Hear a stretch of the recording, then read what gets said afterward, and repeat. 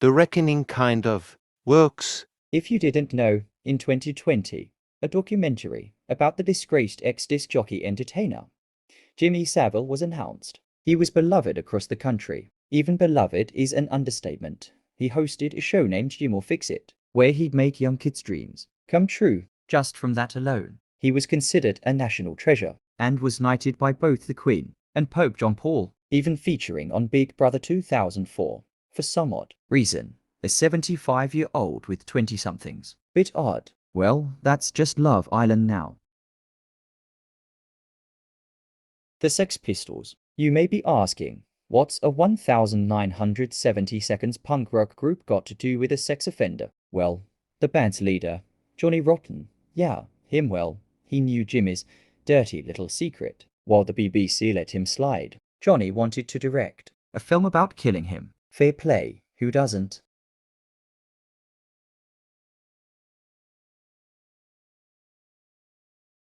"1978" recently came to light, included on a Pill album, and you were talking about making a film where you kill famous people.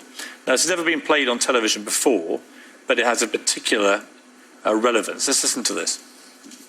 So who else is on the goner list? Oh, it's endless, believe me. I just want to make a film of it. On film, I'd like to kill Jimmy Savile. I think he's a hypocrite. Weren't I right? I bet he's into all kinds of seediness that we all know about but are not allowed to talk about. I know some rumours. I bet none of this will be allowed out. I shouldn't imagine libelous stuff will be allowed out. Nothing I said is liable.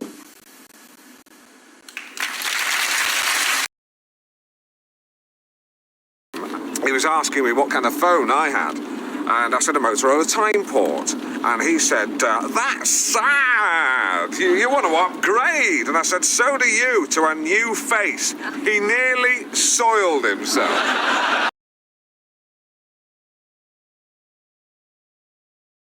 Safe to say, It Isn't Awful, premiering in October on the BBC. It was met with huge controversy, people saying it was disrespectful to the victims.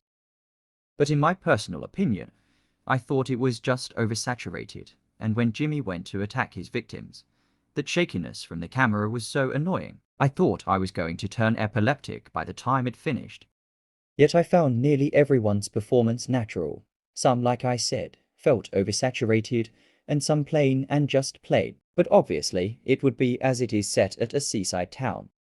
Due to it being delayed more than a Marvel film, I think, it was actually kind of worth it. I just sat on my sofa, which reminded me of the Jeremy Kyle show. Somehow it reminded me of it, due to the wild themes of the program. As it says in the cards before the program, some of it has been saturated, and you can tell. Like some scenes felt straight out of a fantasy film from the 1980s. Savile is DJing in a club for young adults in Leeds.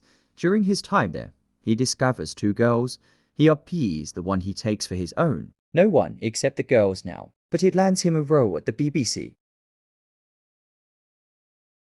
I'd rate it a 7/10. It's very unnerving. It could do with more plot than camera shots, though. I did enjoy the interview bits though.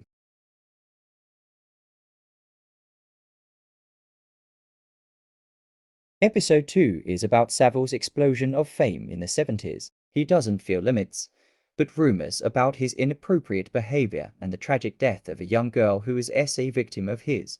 He gets unlimited access in Broadmoor, and with his Obey His Power reign gives his ego a huge boost.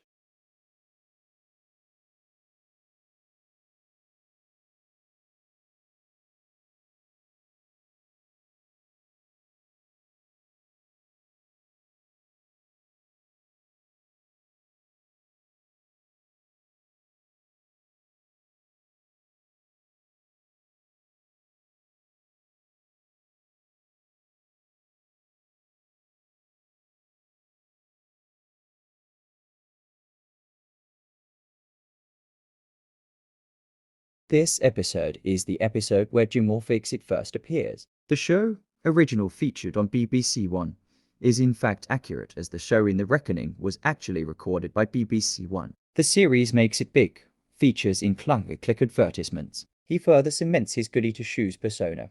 He spearheads a fundraiser for Stoke Mandeville Hospital. That deed to such a great cause unfortunately have him access to political access, helping him live his life without allegations arising. He is knighted by both Queen Elizabeth II and given a papal knighthood by Pope John Paul II.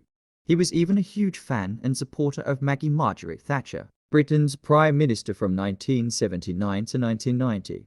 Both, well, one is a malicious predator and one's a jam tart.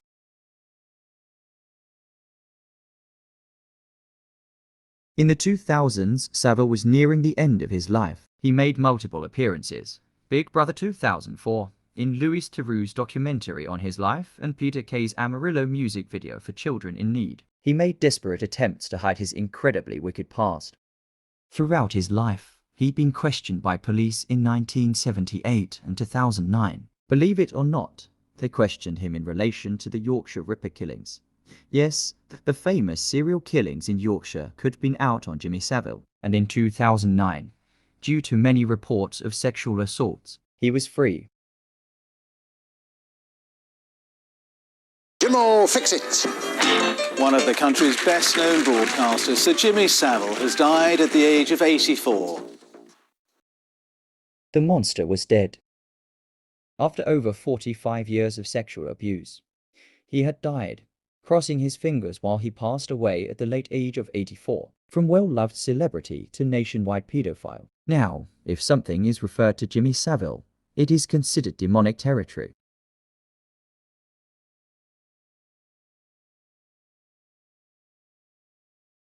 Honestly, it's not bad. Yes, it is very overdramatic, and the shakiness isn't great. But this show wasn't mainly criticized for that, but a very taboo one at that. I appreciate shows that go against taboo ideas. Jam, Parasite, Black Mirror, etc.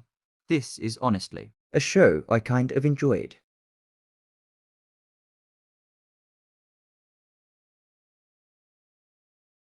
Well, if you're interested in British crime and especially Operation Yewtree, yes, I would recommend. But if you're not a fan, it probably would be a miss. No one wants to watch a 4-part limited series about the true most hated man in Britain. Overall, I found it pretty decent. Nothing that great or nothing awful either. It's like what Pixar is now. Some points are huge hits and some are huge lows. I found Steve Coogan's performance pretty good, like I thought it may be him. I don't think it will beat anything else he's done.